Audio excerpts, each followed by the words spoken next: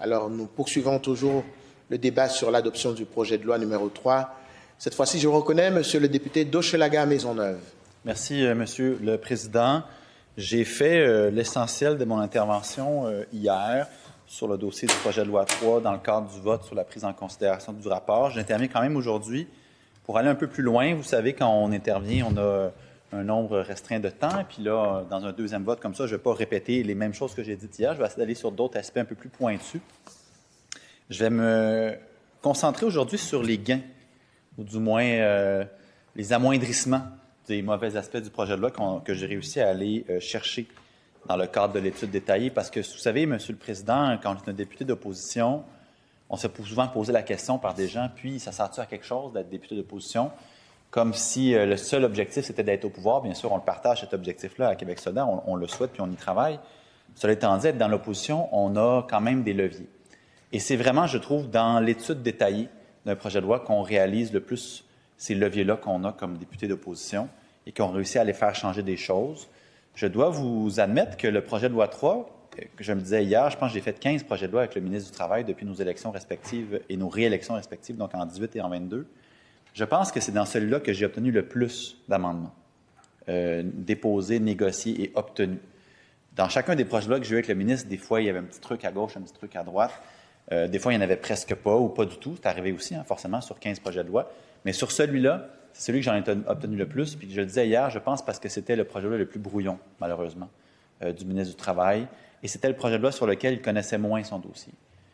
Alors, quand je l'ai confronté sur des aspects de mise en application, il était un peu pris de court. Et c'est peut-être là que j'ai réussi à aller chercher des amendements assez importants qui vont éviter des tracas qui sont quand même déjà importants en lien avec le projet de loi 3. Tout d'abord, sur les missions d'examen. Le projet de loi imposait des missions d'examen, des audits financiers. Il y a beaucoup de syndicats d'une certaine taille qui font déjà des audits financiers parce que c'est des gros budgets, parce que c'est important de le faire. Mais le milieu syndical, c'est extrêmement varié, Monsieur le Président. Il n'y a pas de limite dans le Code du travail sur la grosseur d'une accréditation. Vous pouvez être 2 ou 3 personnes dans un bureau, dans une entreprise, et vous syndiquer. Bien, vous comprendrez donc qu'à 3 personnes dans une accréditation syndicale, ce n'est pas des grosses cotisations, puis pas besoin de faire des audits financiers. Et ça peut aller jusqu'à plusieurs milliers de personnes. On a maintenant, grâce ou à cause du gouvernement, des accréditations de plusieurs milliers de personnes dans le réseau de la santé, des 4-5 000 personnes, notamment en lien avec Santé Québec. C'est des accréditations monstrueuses. 4-5 000 personnes. Imaginez faire des assemblées générales de tout ça, sur des quarts de travail, de jour, de nuit, de soir, etc. Bref, je ferme la parenthèse sur la grosseur pour vous dire que des audits financiers, il y en avait déjà. Mais le ministre arrivait et il imposait ça à tout le monde. Ça a été long, ça a été difficile, ça a été sur plusieurs mois parce que ces audits-là étaient déjà imposés dans le projet de loi 100, il y a déjà un peu plus d'1 an maintenant. Il a été retiré du projet de loi 100, il les a ramenés dans le projet de loi 3. Il y a eu toutes sortes de discussions, mais il a fallu vraiment un plaidoyer soutenu de ma part et de la part des organisations syndicales pour le convaincre de dire non, tes catégories que tu crées, donc pour pas d'obligation, pour les missions d'examen, puis les audits complets, il faut que ça soit revu. Parce que sinon, tu vas imposer des audits qui coûtent très cher, plusieurs milliers de dollars d'audits financiers à des organisations qui n'ont pas cet argent-là ou qui vont devoir imputer 20 % de leur budget dans un audit financier. Il y a comme une espèce de frontière symbolique là, de 10 %. Si tu commences à dépenser plus que 10 % de ton budget dans l'audit de ton budget, ça commence à être un peu intense ton affaire. T'sais. Donc là-dessus, on a réussi à le convaincre de changer ses fourchettes et on a réussi à rendre ça un petit peu moins pénible. C'est encore un problème là, pour les gens qui vont être dans le début de ces fourchettes-là, mais au moins, on les a bougées un peu, on a bougé un peu l'aiguille. Ça va peut-être sauver l'existence de certaines sections locales qui ne seront plus obligées de dépenser, donc, encore une fois, des 20 % de leur budget dans des missions d'examen. On a aussi sauvé, je pense, la vie financière des syndicats regroupés. Le ministre n'était pas très au courant de cette réalité-là. Puis à la limite, c'est pas tout le monde qui connaît ça, puis c'est bien normal. Cela étant dit, du ministre du Travail qui parle de cotisations syndicales, je me serais attendu à ce qu'il connaisse ça. Un syndicat regroupé, c'est quoi? C'est plusieurs syndiqués de différents employeurs qui décident de mettre en commun des ressources. Donc, on peut avoir des employeurs soit dans le même secteur ou soit des employeurs d'un secteur complètement différent.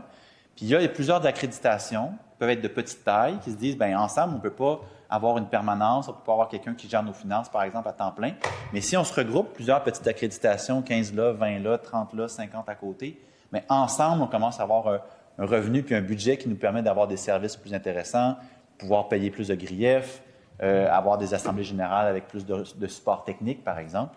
Donc, les syndicats regroupés, c'est une réalité. Il y en a quand même de plus en plus au Québec. C'est un modèle qui se développe, notamment dans le secteur privé, pour permettre à des petits milieux de travail d'avoir une accréditation syndicale et une vie syndicale. Parce qu'imaginez-vous donc, si vous êtes une petite entreprise de 10-15 personnes, puis vous syndiquez, puis qu'il y a un certain roulement de personnel, bien, c'est difficile d'avoir une vie syndicale stable à moyen long terme. Mais si vous êtes dans un syndicat regroupé, puis vous êtes plusieurs, puis au final, vous êtes 200-300 personnes, bien là, bien, c'est plus facile d'avoir une stabilité puis des services plus clairs. Tout ça pour vous dire que j'ai demandé au ministre, mais là, on s'entend-tu que les états financiers, c'est pas par accréditation, là, c'est pour le syndicat regroupé au grand complet. Non, non, non, c'est pour chacune des accréditations. Je peux attendre une minute, là. Dans un syndicat regroupé, des fois, il peut y en avoir 15, 20, 30 accréditations syndicales de petite taille. Vous n'allez pas demander un état financier à 5 000 $ par petite accréditation. Ça n'a pas de maudit bon sens. De toute façon, c'est pas comme ça qu'ils fonctionnent. Ils ont regroupé leurs ressources. Il y a un seul compte de banque, il n'y en a pas 50. Il y a un seul trésorier, il n'y en a pas 50. Bien sûr, il y a une convention collective par accréditation, mais c'est ça le concept d'un syndicat regroupé, c'est de regrouper des ressources. Il ne voulait rien savoir, le ministre. Ça a été long, ça a été dur, je ne l'ai pas lâché en études détaillées. Puis je recevais des messages de gens qui nous écoutaient, qui étaient des syndicats regroupés, qui commençaient à paniquer. Mon Dieu, mais tout notre modèle va être foutu, là, si c'est ça l'interprétation du ministre de sa clause. Finalement, il y a eu une pause. Je pense qu'il y a eu des discussions. Le ministre a peut-être consulté sa propre équipe ou peut-être que c'est mes arguments qui ont fini par percoler un peu, mais au retour de la pause, ça a été clarifié. Les syndicats regroupés feront un seul audit financier. Ils n'en font pas 50 s'ils ont 50 accréditations. Ouf, alléluia, la lumière fut. On a sauvé la mise pour les syndicats regroupés. On a eu un gain intéressant sur la publication des sites Internet. Donc, pas obligé d'envoyer à la mitaine les états financiers et les vérifications qui sont faites là, à travers cette loi-là à chacun des membres individuellement. Ça aurait pu être assez laborieux de le faire. Alors, si c'est publié sur le site Internet, ça règle la question. Donc, ça aussi, on amoindrit un peu un effet difficile du projet de loi. Il n'est pas obligé de devenir public, l'état financier. C'est un vote qui peut se tenir. C'est-à-dire que les membres peuvent choisir de le rendre public s'ils le souhaitent. C'est bien correct. C'était déjà le cas, de toute façon, M. le Président. Mais là, au moins, ce n'est pas une obligation. C'est précisé que c'est une possibilité. Encore une fois, on sécurise un peu la situation. On a réussi à faire bouger aussi l'aiguille sur le rapport annuel des dépenses. Au début, ça devait être quelque chose de très, très paperasse, si vous me permettez l'expression, avec un seuil très bas de toutes les dépenses qui devaient être publiques. De tous les élus notamment. Ça, c'est une autre affaire. On a réussi à préciser qu'est-ce qu'on entend par élu syndical, parce que, Monsieur le Président, un élu syndical, c'est très large. Hein? Il y a un comité exécutif, président, vice-président, secrétaire, trésorier, etc. Mais est-ce que le délégué syndical est un élu, lui aussi? Puis encore une fois, quand on est... qu'est-ce qu'un salaire d'élu syndical? Est-ce que c'est un salaire qui est payé à partir des cotisations ou c'est un salaire qui est fait à partir des libérations? Ça aussi, le ministre ne connaissait pas tellement cette réalité-là. Encore une fois, que tout le monde ne connaisse pas ça, c'est bien correct, mais c'est le ministre du Travail, là, il est supposé de savoir ça, puis il fait une loi là-dessus. Alors, on a clarifié que si c'est une libération qui est faite à partir, si c'est un salaire qu'un élu syndicat reçoit à partir des libérations syndicales négociées dans la convention collective avec l'employeur, ça veut dire que, dans le fond, vous êtes payé par votre employeur, sauf que vous n'avez pas de tâches à accomplir parce que vous êtes libéré pour faire du travail syndical, quelque chose qui est conventionné. On prévoit un certain nombre d'heures par année, puis le syndicat, après ça, l'administre comme il veut. Mais ça, ce n'est pas les cotisations syndicales qui payent donc votre salaire, c'est l'employeur qui paye votre salaire. Est-ce que là, ça s'applique? Est-ce qu'il faut dévoiler le salaire de l'élu syndical qui est payé, pas par des cotisations, mais par la libération de l'employeur? Ah non, finalement, non, si ce n'est pas des cotisations syndicales, c'est correct. Bon, coudonc, toujours bien ça de régler. Mais des fois, sur un même exécutif, ça a été une réalité que moi, j'ai connue quand j'étais au syndicat des auxiliaires étudiants de l'UQAM. Bien, sur le même exécutif, on avait des libérations syndicales qui nous permettaient de payer, je pense, c'était 3 exécutants sur 5, mais les 2 autres, on les payait avec le budget des cotisations internes. Fait que là, sur les 5 élus, il y en avait 3 qui étaient payés par des libérations de l'UQAM, donc pas avec l'argent des membres, puis 2 qui étaient payés avec les cotisations syndicales. Tout ça était budgété, c'était voté dans l'Assemblée générale, c'était public, c'était pas un secret. Mais ça veut dire que donc, dans ces scénarios-là, on va avoir 2 des 5 exécutants qui vont être dévoilés dans les rapports d'état financier, mais pas les 3 autres. Je dis, bien, ça a l'air que c'est important que tout le monde sache ça dans le détail, mais au moins, c'est précisé. On a donc clarifié que les délégués syndicaux n'étaient pas des élus au sens de la loi, ou du moins au sens que le ministre l'interprétait, toujours bien ça de gagner. On a clarifié que toutes les autres formes de comités, parce que ça aussi c'est des élections, là, hein? Quand on siège au comité santé-sécurité, quand on siège au comité, même les comités sociaux, ça existe ça dans des syndicats, un comité social pour animer une certaine vie, organiser le party de retraite de Sylvain qui prend sa retraite, organiser une petite soirée pour l'anniversaire ou pour les 50 ans, ou les 50 ans, j'exagère, mais les 20 ans d'ancienneté de tel membre. C'est des gens qui se font élire sur ces comités-là. Est-ce qu'eux autres aussi, il faut dévoiler toutes leurs dépenses, leurs salaires, leurs frais de déplacement, etc., etc.? Non.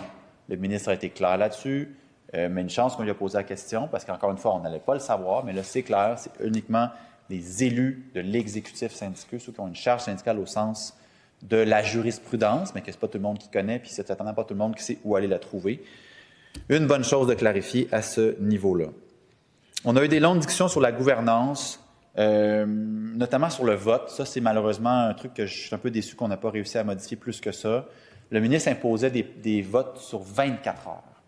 Tout ça en raison de je ne sais pas trop quel exemple. Il a parfois cité l'Assemblée générale de l'association, pas l'association, mais l'Association des professeurs de Montréal, qui avait ratifié la convention collective, l'entente de principe pendant la grève il y a 2 ans, dans une assemblée de soir. Puis évidemment, les profs, il y en a plusieurs qui sont des parents, qui travaillent tard à l'école, ils ferment les livres, ils ferment la classe, reviennent à la maison, faire le souper, couchent le petit.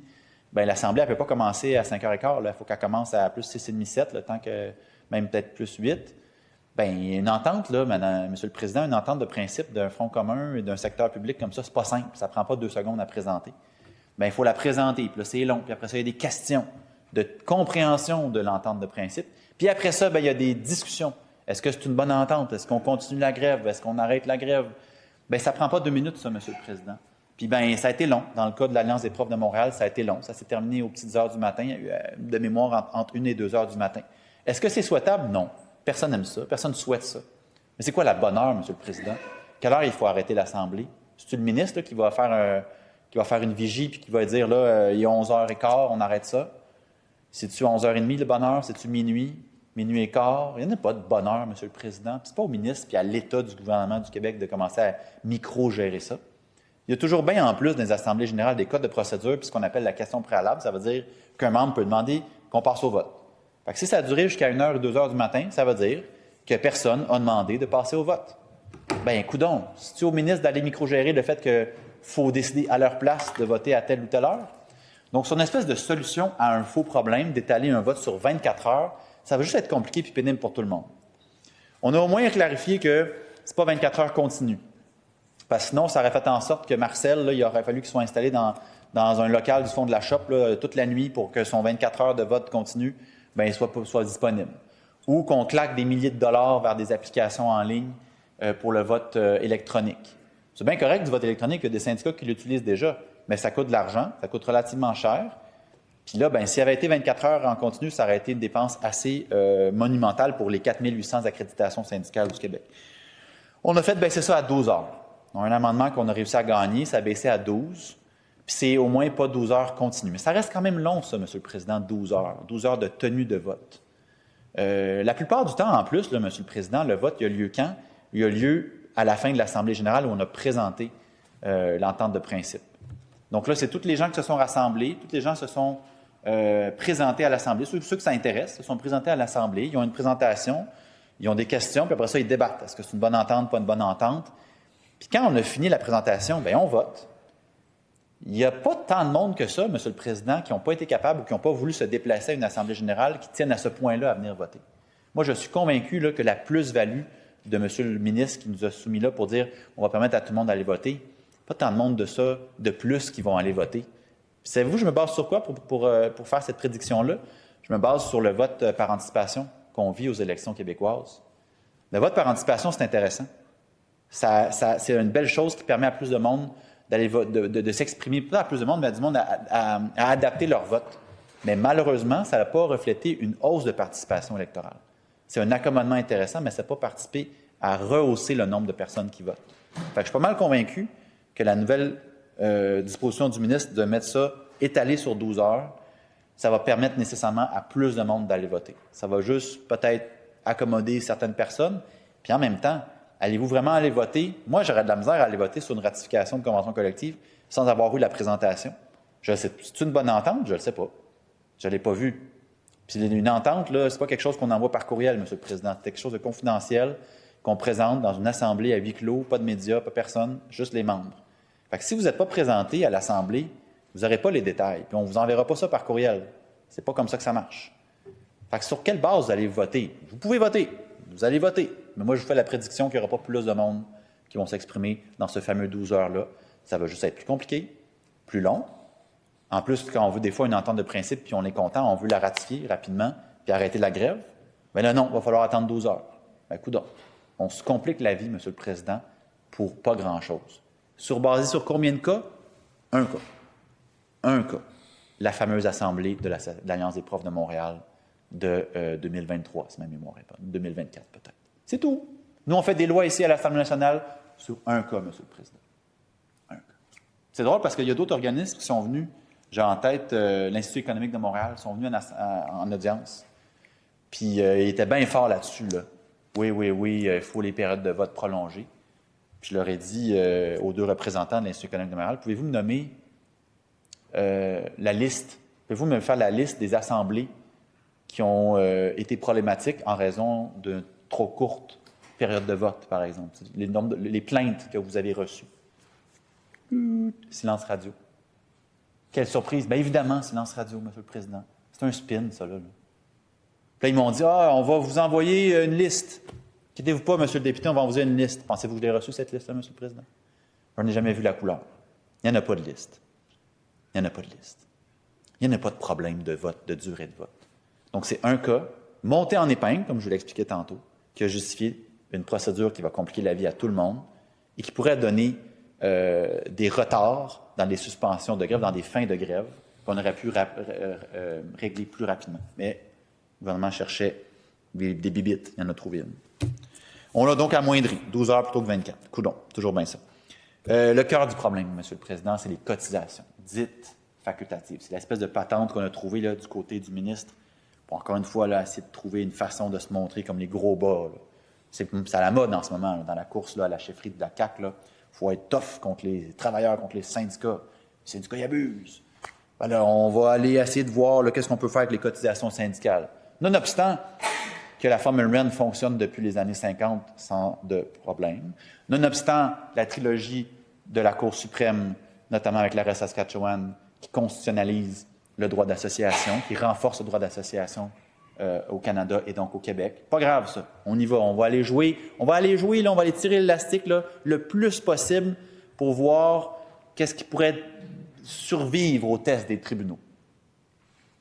Pas grand-chose va survivre au test des tribunaux là-dedans, M. le Président. Je vous en fais le pari.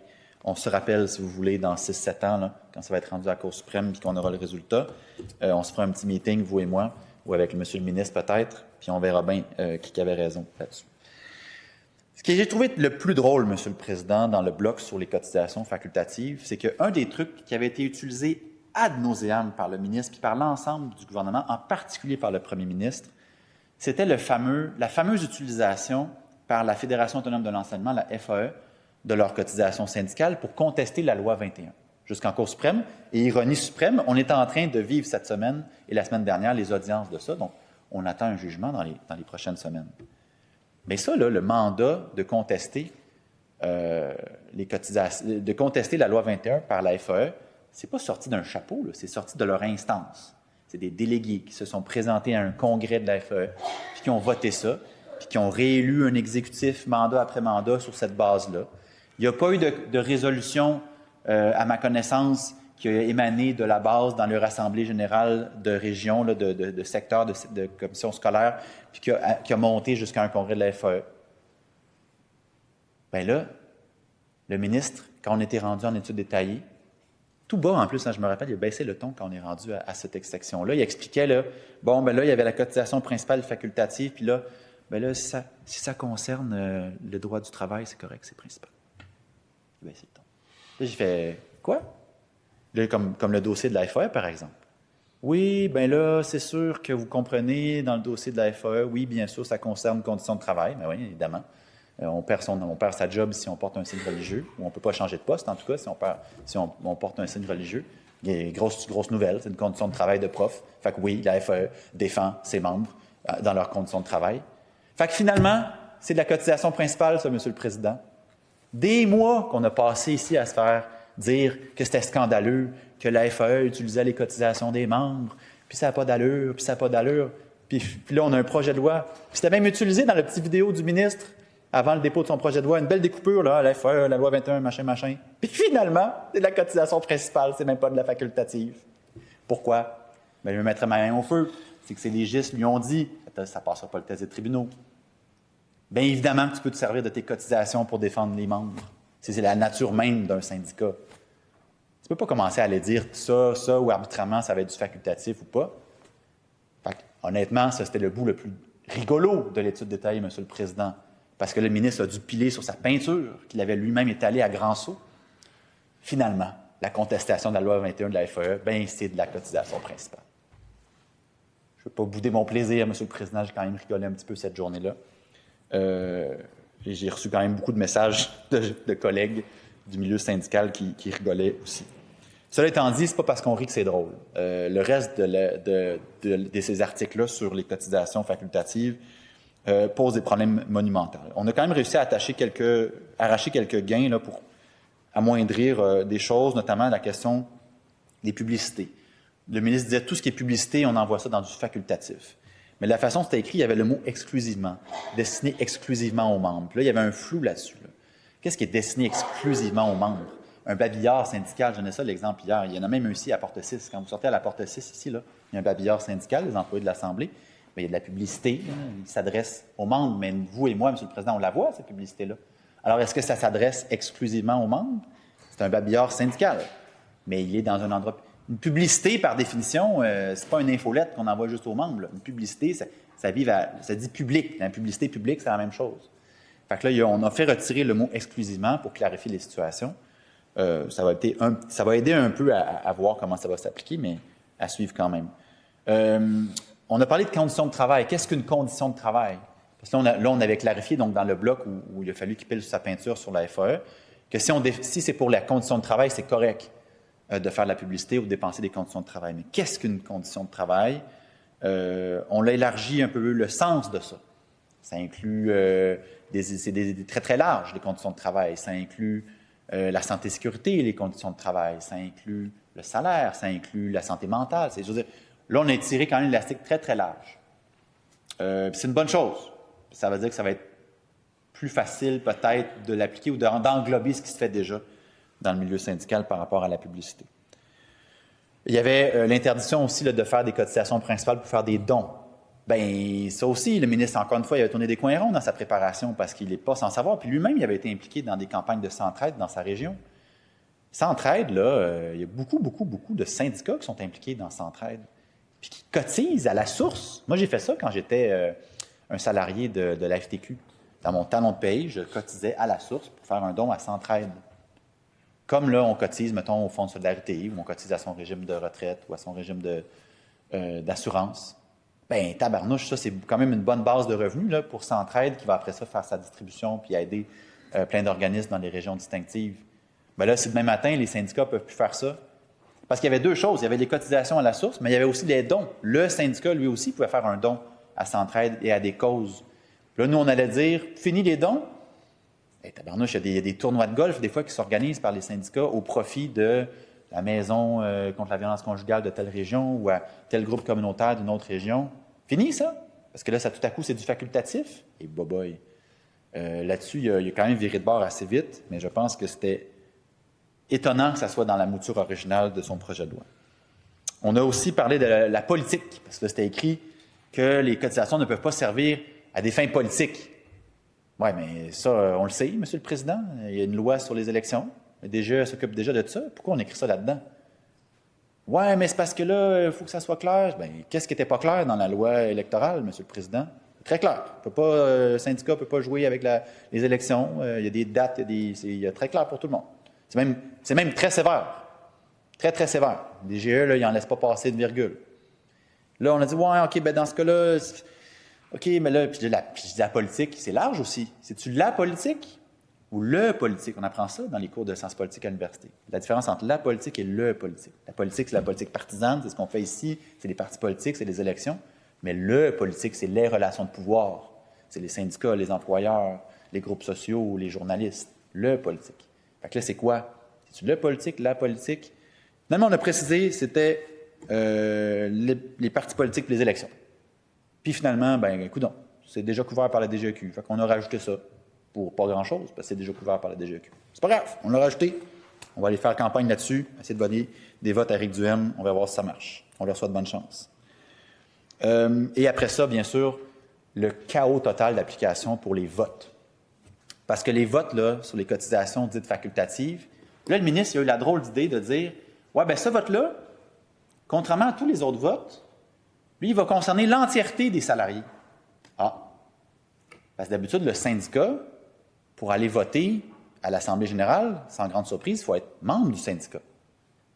Il y a des gens qui décident de se retirer. Hein, ce n'est pas une prison, un syndicat. Vous pouvez renoncer à votre statut de membre du syndicat. Vous continuez à cotiser, bien sûr, c'est ça le concept de la formule Wren. Je négocie une hausse de salaire, elle s'applique à tout le monde. Elle ne s'applique pas à tout le monde, sauf les non-membres du syndicat. Elle s'applique à tout le monde, sans grande surprise. Donc, tout le monde cotise. Mais le statut de membre, vous ne voulez pas recevoir de courriel, vous ne voulez pas être membre de ça, par principe, ça vous appartient. Vous avez payé libre ici, pas de trouble. Vous signez, vous renoncez à votre carte de membre. Mais là, il faut que le syndicat y organise comme deux affaires. Une assemblée générale pour les membres du syndicat, où est-ce qu'il parle de ses affaires quotidiennes, son budget, ses élections. Mais il faut comme qu'il fasse aussi une genre de deuxième assemblée. Ça peut être en même temps ou après peut-être, ou pas tout en même temps. Puis là, dans la deuxième assemblée qui va s'adresser à tout le monde, membres plus non-membres, là, il va falloir qu'il présente les cotisations facultatives. Puis qu'est-ce qu'il va faire après? Parce que là, il faut qu'il y ait un vote sur la cotisation facultative où les non-membres vont pouvoir voter. Oh boy! Comment je fais, moi, le syndicat, pour rejoindre les non-membres? Ils ont pas signé de carte. Je n'ai pas leur numéro de téléphone. Je n'ai pas leur adresse. Je n'ai pas leur courriel. Seigneur, je n'ai même pas leur nom. Tu les connais forcément, tu travailles dans le même shop, tu sais c'est qui, là. Mais comment tu fais pour organiser ton assemblée générale avec des gens dont tu n'as pas les coordonnées? À me donner, ça là, s'il y avait eu un minimum de préparation de la part du ministre et de son cabinet, c'est un problème d'application qui aurait popé en 3 secondes d'écart. Mais on est arrivé en étude détaillée puis ils n'avaient aucune idée de comment ça allait marcher. Aucune idée. Il a fallu qu'on rajoute un amendement pour préciser que c'était la tâche du salarié non-membre d'aller se manifester auprès du syndicat s'il voulait être convoqué à l'Assemblée générale pour voter les cotisations facultatives. C'est pas brouillon à votre goût, ça, M. le Président? Fascinant. Fascinant. Fait que là, finalement, on a tout un échafaudage compliqué. Qu'est-ce qui est facultatif, qu'est-ce qui ne l'est pas? Est-ce qu'un président qui se déplace ici, là, convoqué par l'Assemblée nationale, par une commission parlementaire pour faire un mémoire, présenter un mémoire, c'est du facultatif, ça? C'est-tu de la politique? Puis là, si dans la même journée, il se déplace pour venir faire sa présentation, puis en soirée, il va dans une assemblée d'un syndicat local, le frais de déplacement qu'il faut qu'il dévoile, c'est-tu à moitié? Il faut-tu qu'il le coupe en deux? Son frais de repas, son frais d'hôtel, fait-tu 50% pour le facultatif, 50% pour le principal? Un conseiller syndical là, qui travaille, par exemple, au service de la recherche, ça je faisais, moi, avant d'être député, M. le Président. Je travaille au service de la recherche.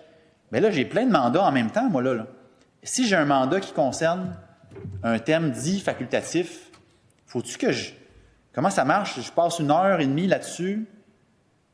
Moi, j'ai un salaire annuel, comme la plupart des conseillers syndicaux ont un salaire annuel. Ce n'est pas nécessairement un salaire à l'heure. Bien là, il faut-tu que je calcule le nombre de minutes, d'heures, dans un genre de fichier Excel? Puis le ministre dit, bien sûr, c'est ça qu'ils font, les cabinets d'avocats. Hey, quelle nouvelle! Les conseillers syndicaux, ce n'est pas des avocats. Les syndicats, ce n'est pas des cabinets d'avocats. Ça ne fonctionne pas de la même façon. Fait que la culture des cabinets d'avocats, je comprends que la ministre la connaisse bien, mais on ne peut pas copier-coller ça demain matin, tout à coup, dans toutes les autres organisations comme bon nous semble. De toute façon, il n'y a pas le pouvoir de faire ça, le ministre. Il ne peut pas commencer à aller micro-gérer la manière dont les ressources humaines et le temps est bilé par les employés des conseillers syndicaux. Ça n'a pas de bon sens. Fait que savez-vous ce que ça va faire, M. le Président, cette loi-là? Ça ne fera rien. Ça va être une loi inopérante. Le volet des cotisations, les autres volets, j'en ai parlé en long et en large, mais le volet démocratie, là, le volet cotisation facultative, ça va faire rien. À plusieurs reprises pendant l'étude détaillée, le ministre a dit « Le gouvernement n'ira pas vérifier. » Le gouvernement n'ira pas vérifier. Bien, voulez-vous bien me dire pourquoi on a fait ça, M. le Président? Pourquoi on s'est cassé la tête à essayer de définir le principal, le facultatif, des exceptions pour ceci, pour cela, oui, non, peut-être, la moitié de son bill dans l'un, dans l'autre, préparer une feuille de temps sans queue ni tête par chaque employé de chaque... La phrase qui synthétise tout ça, là, le gouvernement n'ira pas vérifier. Donc, cela ne changera rien. Donc, cela ne sert à rien. C'était un bel exercice de fumisterie, j'oserais dire, de fumisterie politique, pour dire, regardez, gens qui voyaient en nous l'espèce de vieil ADN adéquiste un peu antisyndical, nous sommes encore là. Nous sommes encore le rempart contre les dangereux syndicats qui saignent le Québec. Mais non, c'est pas ça la réalité. Les syndicats au Québec sont importants. C'est eux qui ont fait en sorte que la classe moyenne existe, persiste, et c'est eux qui font en sorte que la répartition de la richesse se fait sur le plancher des vases. On l'a fait un peu ici, au Parlement, avec le gouvernement, avec les débats sociaux qu'on a, les régimes sociaux, mais elle se fait d'abord et avant tout sur le plancher des vaches, là où se crée la richesse dans les entreprises. Si les syndicats ne sont pas là, si les syndicats sont affaiblis, s'ils sont pognés à faire des rapports annuels de dépenses sans queue ni tête, s'ils passent leur temps à se casser la tête si telle dépense est à moitié facultative ou à un quart et demi facultative ou pas, ils ne sont pas en train de faire le travail de base d'un syndicat, c'est-à-dire la défense des conditions de travail des salariés du Québec. Je terminais mon discours hier en souhaitant bonne chance et bon courage aux valeureux et aux valeureuses qui lèveront la main dans leur assemblée syndicale pour être trésoriers et trésorières. Je souhaite bonne chance aux formateurs et formatrices qui prépareront des formations syndicales à partir de la nouvelle loi pour les trésoriers et les trésorières. Ça va être tout un défi. Je souhaite bonne chance aux différents juges des différents paliers de cours qui auront à interpréter éventuellement l'intention du législateur parce que tout et son contraire a été dit à de multiples reprises dans cette étude détaillée-là, sur différents cas de figure. Des fois, je reposais la même question 2 ou 3 fois de suite, j'avais 3 réponses différentes. Bonne chance pour trouver l'intention du législateur. Donc, sans grande surprise, M. le Président, on vote contre. On s'oppose au projet de loi 3, qui a fait reculer, je pense, la situation des travailleurs au Québec. C'est un très mauvais projet de loi, tout comme son prédécesseur, le 89, tout comme son prédécesseur, le projet de loi 100, tout comme le projet de loi qui a été déposé ce matin même, le projet de loi 27, qui s'attaque aux travailleurs précaires dans les décrets de convention collective, qui donne les pleins pouvoirs à un ou quelques patrons de faire disparaître un décret qui couvre des centaines de personnes, des milliers de personnes qui sont protégées par un décret de convention collective, qui fait reculer la santé et sécurité sur les chantiers de construction jusqu'à presque 85% des gens qui font en ce moment, qui était une des rares avancées du projet de loi 89 de quelques années du ministre, une des rares avancées du 89, les RSS, les représentants de santé et sécurité sur les chantiers de construction, qui faisaient un travail, ça faisait 2 ou 3 ans là, que ça commençait, qui commençait à avoir des fruits intéressants. Fini, 85%. Non, ça coûte trop cher. Les patrons des entreprises de construction ont dit que ça faisait en sorte que les maisons coûtaient trop cher. Ben oui. Fait qu'attendez-vous à voir les prix des maisons descendre d'une couple de mille là, dans les prochaines semaines. Parce que le PL27, quand il va être adopté, magie! Une couple de mille, les maisons vont baisser en moyenne au Québec. Ben oui, automatiquement. Vous ne pensez pas que ça va arriver, M. le Président? Vous avez des doutes? Moi aussi, j'ai des doutes. Ce qui va peut-être arriver, par contre, ça va être on va rebondir en matière de décès et d'accidents du travail. Parce que malgré que le projet de loi de 89 a été adopté il y a plus de 4-5 ans, là, maintenant, les effets n'ont pas été magnifiques en matière de prévention des décès et des accidents et des maladies professionnelles. Et à ce jour, ça demeure, et de loin, le secteur de la construction que le plus de décès au travail, toute industrie confondue au Québec. Ça n'a pas changé, ça. PL 89 n'a pas changé ça. Puis j'ai rien vu dans le projet de loi 27 déposé ce matin du ministre qui va changer ça. Ça va empirer la situation.